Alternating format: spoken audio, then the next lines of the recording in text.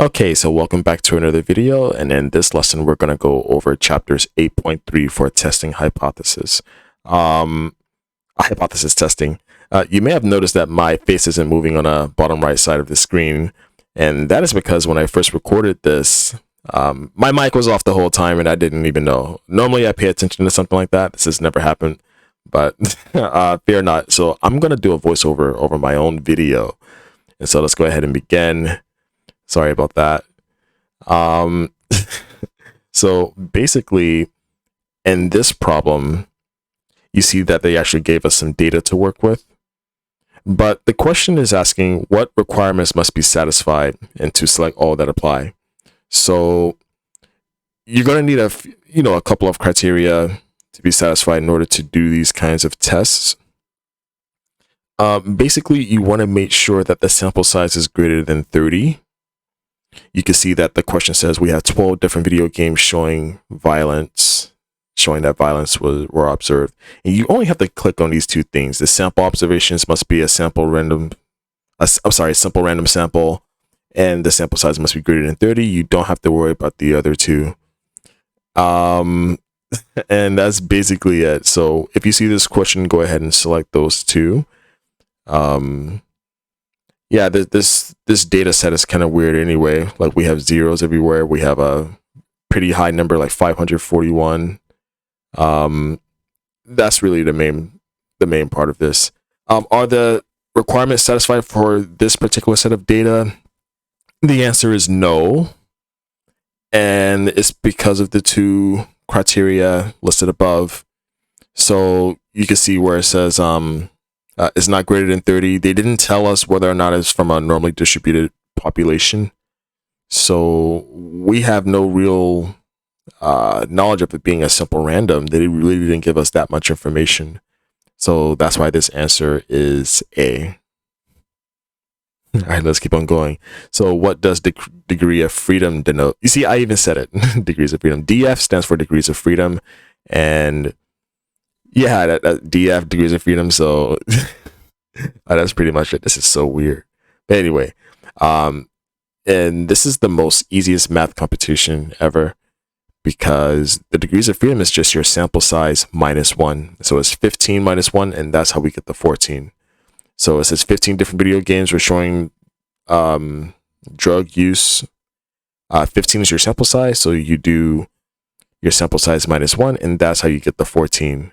I'm not sure what I'm talking about here and why I'm looking like that. But anyways.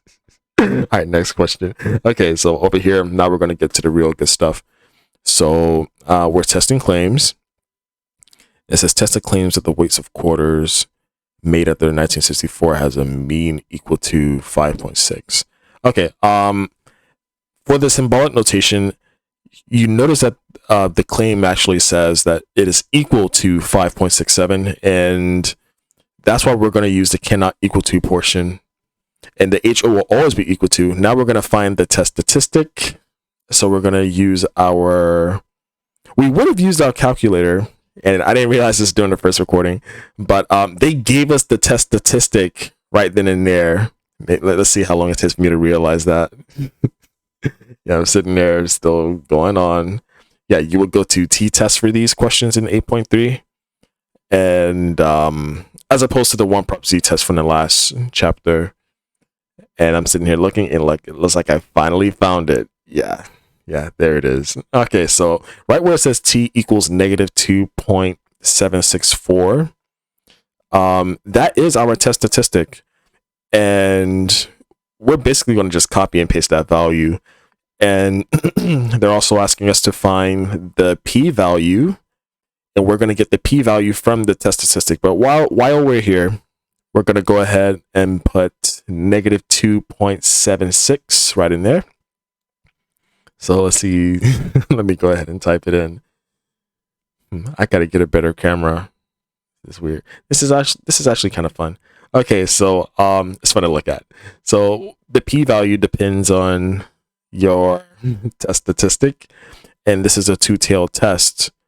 So what I'm going to do, I'm going to go ahead and make a histogram and draw the histogram for you so you can see it. And just just to put things into perspective. For the calculator, we're going to use TCDF, by the way, almost like normal CDF when we're dealing with Z's, but this is TCDF. Maybe I didn't write the histogram. Well, I can't quite fast forward and rewind. The interface is a little weird. But since we're here for the calculator, looks like I am going to make the histogram after all. This is so... bear with me, I'm sorry. Okay, so I'm going to make a fancy histogram for you. And this is going to be a two-tailed test.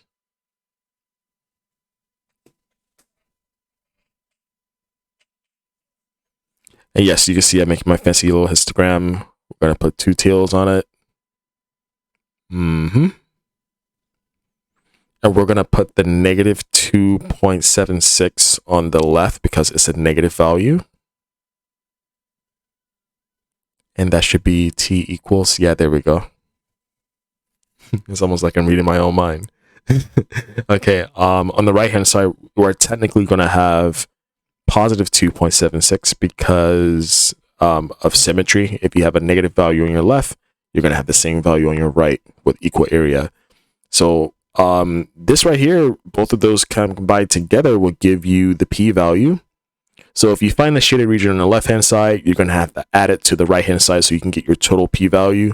The two-tailed tests, they make things a little bit more complicated as opposed to the one-tailed test. Let's see what I'm talking about. I think I talked about what I was trying to say. Yeah. So finally, Daniel. Okay, so we have 2.76 on the right-hand side. So in your calculator, you can choose either one to be your lower and your upper, but you have to make sure you focus on just one shaded region. If you decide to do the right-hand side, your positive 2.76 will be your lower, and your upper would be 99999, which is infinity. If you choose the left-hand side, you're going to use negative infinity. I can't remember which one that I chose. This is the first time I'm actually looking through the video again. I got the calculator out of the way so you can see. So let's see. Man, I'm slow. What's taking me so long? Okay, it looks like I decided to go with the left, the left shade. So we're going to choose negative 9999 for negative infinity, and your upper is going to be negative 2.76. Mind you, we're in TCDF right now.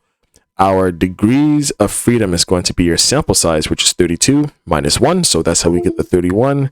Let's go ahead and hit paste, hit enter 2 times, and there we go. We get 0.0048. And that's going to be the left shade. So let me see. I'm looking for my stylus here. So funny. Okay. I'm going to go ahead and write 0.0048 right there on the left side of the shade where the arrow is pointing. What am I talking about? This is so distracting. Okay. Another thing. Since we're here, you know this is a two-tailed test, so I'm gonna go ahead and multiply this p-value here by 2. So really, I finally wrote it down. Finally, I wonder what the heck was I doing. Anyway, the left side is 0.0048, and so is the right side because they're symmetrical. We're gonna add them together, and that's how we get the 0.0096. Sorry if you can't see that. I'm going to go back to the calculator in a second and multiply it so that you can see a little bit better than what I wrote there. All right, so multiply by 2, and we still get 0.0096, and that is the p-value for this case. And I messed up. You can see my eyes got pretty big. I'm like, how did I get that wrong? And I said, oh, okay, 3 decimal places. Yeah, reading is fundamental, folks. Anyway, so 3 decimal places, that's going to be 0.01, all because the 6 turns the 9 into a 10. You carry the 1, so we get 0.01. All right, you see we got it right. Okay, it says based on the p-value. So we always test our p-value against our significance level. Our p-value here is 0.01. The sig level is going to be 0.1. So our p-value is definitely less than the significance level. So we're going to reject. And when you reject, there is is enough evidence to support our claim. So we're going to choose is. Let me see. We don't use the word this time we're going to use warrant rejection, all because we're dealing with a two-tailed test. And I noticed that that's not consistent with every course that I've ever helped in stats. I don't know why, but in this case it is. So in this course, yeah, you can see I have some reassurance. I'm still not 100% sure because it's so fickle sometimes. But in this course, whenever you have a two-tailed test, you're always going to use the words warrant rejection instead of the word support. So we're here. Looks like we already have it in symbolic notation. The HO will always have a regular equal to sign next to it, without the slash. And looking, I'm just skimming through the sentences and the passage to get the keywords there. You see where it says greater than 2.84? That's going to be your H1. And yeah, I'm saying that HO is always going to be equals. So we have our claim in symbolic notation now. Let's go ahead and get our test statistic. And once again, they gave it to us. We just have to make sure that we round to 2 decimal places. So we're going to go ahead and put 52.15. And I'm not sure what I'm talking about. What could I? Anyway, let's see how long it takes me to type that in. All right, 52.2. I'm sorry, 15. There are 2 decimal places. P-value depends on your sig level. This is a right tail test because our H1, our alternative hypothesis is greater than. So we only need to find one shade.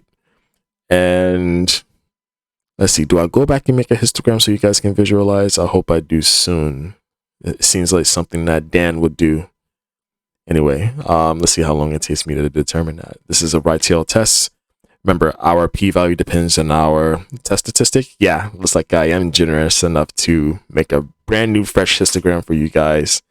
Come on, what's taking you so long, man? What am I pondering about? I have no idea. I need to get a different camera. This laptop camera also is very grainy. Like, now that I'm looking at it, like, really, really well. I need to get some better equipment. I need to get a better mic, as a matter of fact. Anyway, back to the subject matter. Okay, so this is going to be a right tail test. So eventually, I'm going to make a histogram. What the heck am I spitting? What am I talking about? It has to be important, whatever it is. I wish I could hear, but I can't hear what I was saying. All right, so finally I deleted it after all the jibber jabber. All right, so here's a little fancy histogram. Ugh, it's not fancy at all. Anyway, that's a right tail test. We're going to go ahead and put our test statistic right over there, and it's positive. This is T equals. So the 52.15 is going to be our lower, and the upper is going to be positive infinity. So we're going to go back to the calculator. We're going to go to TCDF. Let's see. Yeah, I'm not gonna lie, it's kind of hard to navigate sometimes with everything. If you can only see my original screen, you'll be like, wow, how do you do it? All right, anyway, our lower is going to be 52.15. Our upper is going to be a bunch of 9s to represent infinity. The degrees of freedom is our sample size. The sample size here is 839. So we do 839 minus 1, so we should get 838. Let's go ahead and wait for Dan. Dan is basically saying the same thing I'm saying. It's weird talking about myself in the third person. All right, hit enter twice. We get a 0. So if the p-value is 0, right, that means that this thing is always going to reject. You're always going to fail to reject the null hypothesis. So, and remember, whenever you reject, there is sufficient evidence. And this is a one-tail test, so we're going to use the word support. I'm sitting here wondering, I'm also specifying that we only use the words warrant rejection when we're dealing with two tails in this course. And there we go. Excellent. There goes that confidence again. I only get confident when I know the answer is right. Sadly, I need to work on that. Anyway, new question. So there's the claim. I already found the claim right there. It's in the same sentence with the word claim in it. It says equal to 8.953. So there goes our symbolic notation. This is a two-tailed test. We're going to use the cannot equals to on the bottom. Make sure the HO has a regular equal sign. Here is the display. It's very much similar to our calculator. It's a little bit nicer because they actually gave us the critical values to go with it. So identify the test statistic. There it is. It's whatever your T is. It's the first thing. And it says it in English. There it is. Negative 2.89. P value is right underneath it. 0.00651. They want 3 decimal places. So this is going to be 0.007. Yes. Well done. And now this other stuff. So let's go ahead and get rid of this. Come on, Dan. Get rid of it. There we go. Okay. So state the conclusion about the null hypothesis. The p-value, which is 0.07, is definitely less than your sig, so you're going to reject, and there is enough evidence, and this is a two-tailed test, so we're going to hit warrant rejection instead of the word support, and we got a good job. Now I'm moving past, okay? You can always rewind. Okay, so once again, this time to give us some Excel stuff. Here's the claim. Right here, you see the word claim. More than 30, so right then and there, we already know that HO is equals, and the H1 is the greater than symbol. So we're going to go ahead and open up these statistics, and it gave it to us again. Now, this is how Microsoft Excel gives it to you. There's many different formulas, and it's helpful. It's very nice. Microsoft Excel is a very underrated program. It's really helpful once you get to know, how to navigate and everything like that. But anyway, yeah, there's our test statistic 0.86, p-values 0.97. The p-value is greater than our significance level, so we're going to fail to reject. When you fail to reject, there is not enough evidence to support the claim. And yeah, we're using the word support because this is a one-tailed test. This is a greater than. And that's basically it. So remember, if you fail to reject, there is not enough evidence to support the claim. If you reject, there is enough evidence. And that's what this whole chapter is about, really, to be honest. Like, all of chapter 8, really, and future chapters. Anyway, so we have a new set of data here. We have all that data set. Like, you could potentially put all that in your calculator, but it's going to take you all day. You're going to get the answer, though. That's the most important thing. But I'm just reading around trying to see if they were generous enough to give us another test statistic, and it looks like they did not. So, they gave us the standard deviation, though. And it gave us the mean. So, hey, we don't have to use Excel. That is all we need. We can use the TI-84 without putting in the data, but we can put in the statistics.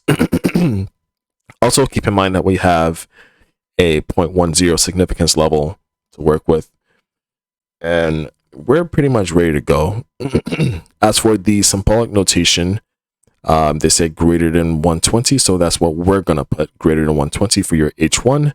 Make sure the HO is always equal to. Okay, so it says identify the test statistic. So we should be ready to rock right now. You can see me looking around. Yeah. So I'm quite the character, if you haven't realized already. All right, so there goes our claim number. Our claim number is 120. It's the same thing using the symbolic notation. Our mean is going to be 123.56000. Standard deviation, your SX is going to be the 16.26940. Sample size is 100 people or 100 systolic blood pressures. Make sure you choose the greater than symbol, hit calculate, bam, there goes our statistics, real nice and neat. So test statistic is going to be whatever your T is equal to, which is 2.188. Make sure you put 2 decimal places. All right, got it. P-value is right below it, so 0.0115.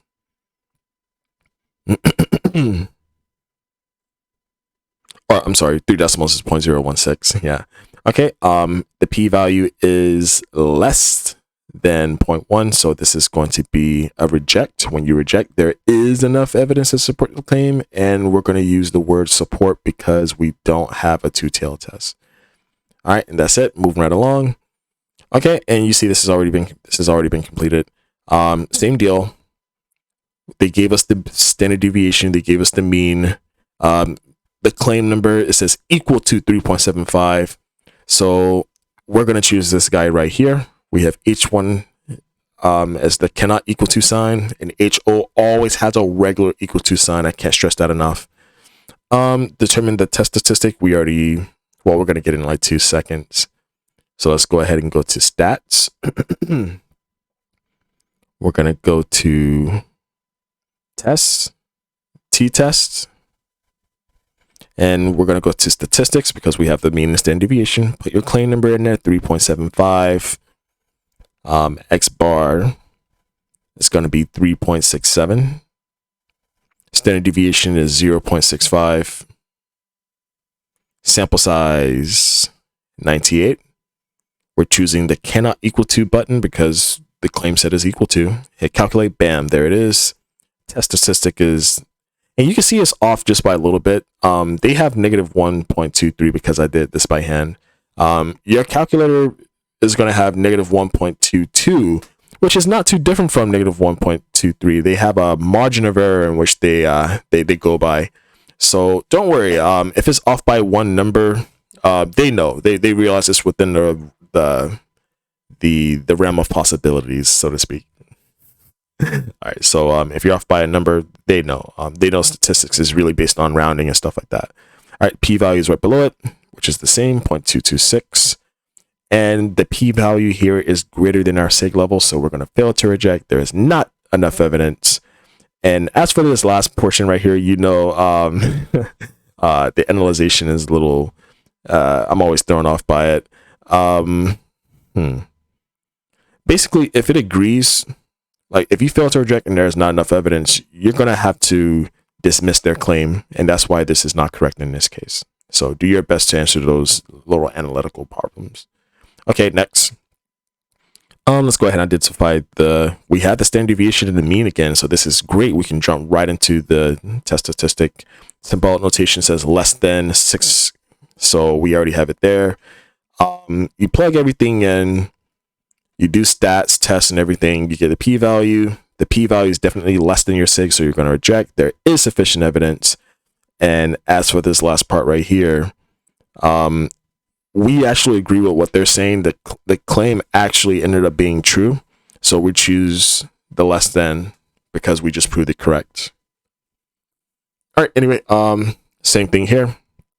Let's go ahead and identify all right, we have the mean and standard deviation again. So we can use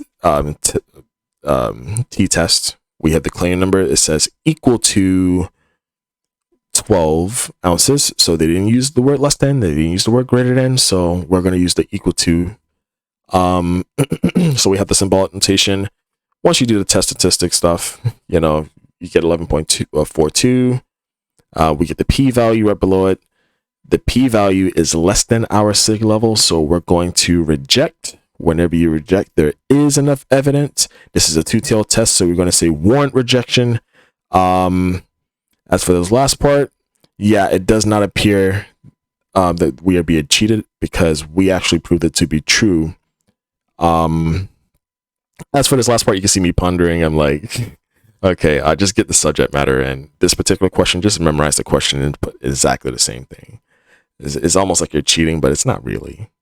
All right, anyway, I'm trying to see how much I have left, how much we have left. And now we have a set of data. Were they nice enough to give us the mean and standard deviation? It doesn't look like it. So fear not, it's only a few numbers. We have the claim and everything. We're going to go ahead and put this inside of our list. We hit the stats button, we hit edit, and that's how we get there. So we're going to go ahead and type everything in. So just be careful that you type every single number in accordingly. Yeah, I'm just taking our time here. If you're asking about where I got this calculator from, this is an emulator that I downloaded from online, so I didn't pay for it. Shh. But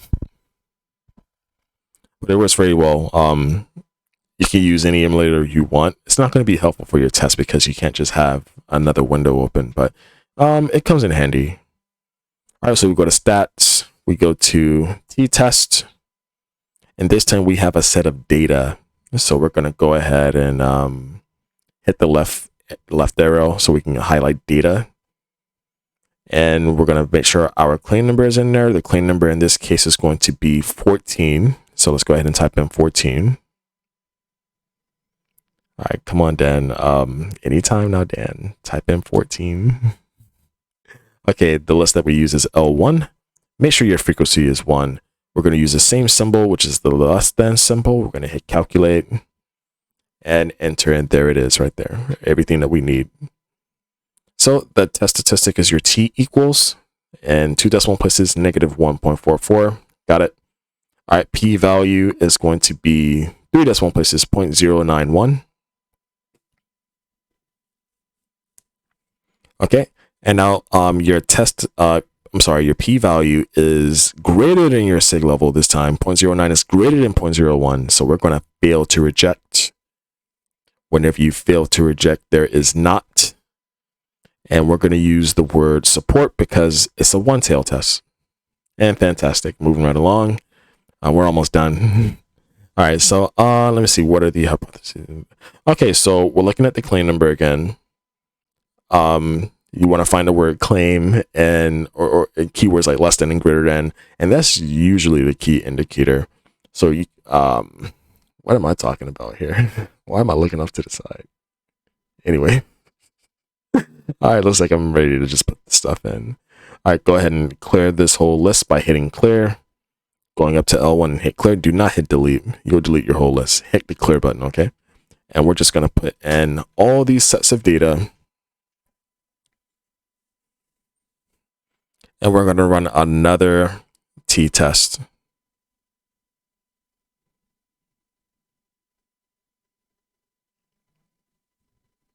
I'm never going to make this mistake again. It's more work. Like I got to be careful. Data, put your claim number in. The claim number here is going to be 1000. The list is L1. We're going to choose the less than symbol. I wish I knew what I was talking about. If you have any deaf friends who can read lips, have them read this video and see what I was saying. See the nonsense that I was saying. I don't know. Like, they're really good at reading lips. It's amazing what deaf people can do. Like, they're amazing. Anyway, calculate. There goes our statistics. T equals -3.59. 591, 3 decimal places this time. We have p-value. The p-value is going to be 0.008. Oh, 4 decimal places. Look at me. 4 decimal. I was much more attentive here. Okay, the p-value is less than your sig, so we're going to reject the HO, reject the null, reject the ho. All right, there is sufficient, and they were nice. They didn't ask us. Oh, well, here we go. All right, so what do the results suggest about the child booster seats? So, you know, look at every single one of them. We're actually going to support the claim. So, I'm sitting here pondering. Yeah, we're going to say there is strong evidence because we support the claim. I'm sitting here second guessing myself. We're not going to say that there is not strong evidence. And I'm looking like, okay, yeah, like trust your gut, Dan. I'm so happy. I'm so happy. Let's take a look at this. They gave us a bunch of data on both sides. So you know the symbolic notation, it says, oh yeah. This had me thinking because they didn't use the word. Let me see. Yeah, they did. They said less than 34. So that's what we have. Okay, so make sure your H1 is less than 31. I'm doing my best here, guys. I can't even read my own brain. Okay. So we're gonna get the data, and we have no choice. If you sit there and try to put all these values in your calculator, you're gonna be there all day. You have better things to do with your life, right? So we're gonna go ahead and hit this little button up here, and we're gonna put everything in Microsoft Excel. Now, we did StatCrunch before, but StatCrunch does not give us a standard deviation for some reason. It gives us a standard error, and we have to do more things, but we don't have time for that. Give Daniel 1 second as he is putting up Excel and changing the window so that you can see it. And Excel is going to be very, very simple. We just need the mean and standard deviation, right? So we're just going to use those two formulas. Okay, I think I'm going to attempt to make the screen larger. Nope. Let me see what I do here. I think I hit maximize. Okay, I scroll down to make sure everything is there. All right, and it is. So you can just choose one area. And I'm going to call that column mean. I'm going to call this column standard deviation just so I can know. We're going to go ahead and hit the equal sign. I'm going to go to formulas, and I can't quite see it. So now I try to make the screen larger. Yeah, there we go. And I covered up my own face. Oh no. Anyway, we're going to go to insert function, and we need the mean function. But in, like in the good old days, that's called the average. It sucks that you guys weren't able to see that. I didn't even know. But you basically search for the word average, and you're gonna select column A, hit enter, and there it is. You get 31.635. Okay, this was good to know. Now I know that you guys can't see the actual mini menu that pops up on Excel, but it's simple, I promise. You would just type in words like standard deviation, like STDEV, that stands for standard deviation, hit column A, hit enter, and it gives you the actual number 21.885. So I remember I was trying to do this, and I forgot what was going on. It wouldn't let me click or something crazy like that. I forgot what was going on. But we have everything that we need. So we have the mean, we have the standard deviation. So we are ready to rock. All right. So we clear everything out. Stats, t-test.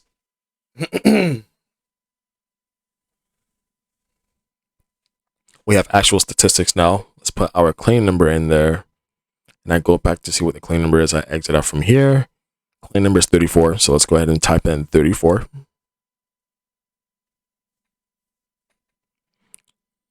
The mean.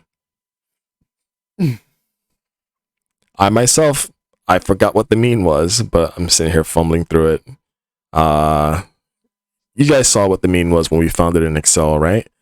This is where it was acting like kind of weird. Let's see if I make a weird expression on my face. I'm kind of like confusing myself. I'm like, where is it? Where the heck did it go? I remember.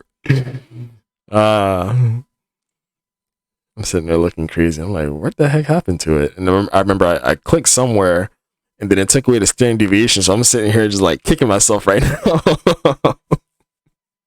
Okay, but I found it. I'm like, ridiculous. Okay, standard deviation. Yeah, there we go. Yeah, there we go. And I'm just so not in the mood right now. I'm just like, yeah, why does stuff always happens like this? Okay, anyway, sample size. It says we have 200 Los Angeles commute time, so 200. Choose the same symbol, less than, hit calculate. Bam, negative 1.53. So there's your test statistic, your t equals.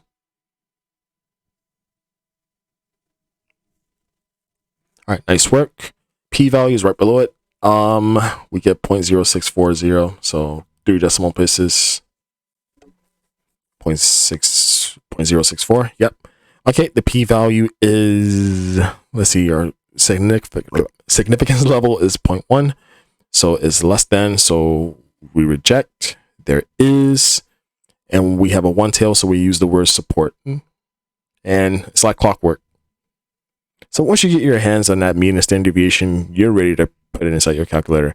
Now this portion right here, I'm like, It says the sample mean is blank minutes less than or greater than the claim mean of 34. So their claim mean, it was 34, right? Now we're gonna have to take what we have, because we have our own computations, right? We have the mean that we found ourselves, which is 31.635. So you basically subtract the numbers, and I'm sitting here pondering, like you can see me pondering down there. I'm like, yeah, there it is. There's that look. And when my eyebrows get like that, that means I'm really trying to focus.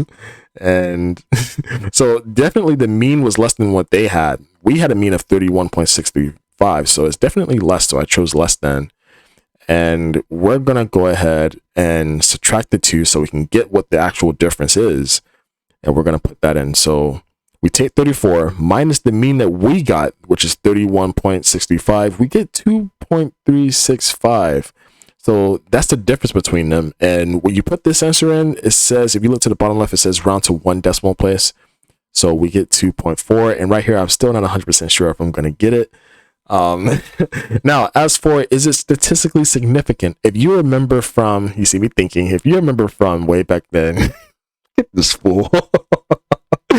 I remember that anything greater than 5% is a statistical significant difference. So I try to figure out what's the percent difference between these two. So I actually divide the numbers. Remember, you take the smaller number, divide by the larger number, you get this percentage, that's 93%, and you do 1 minus that whole percentage.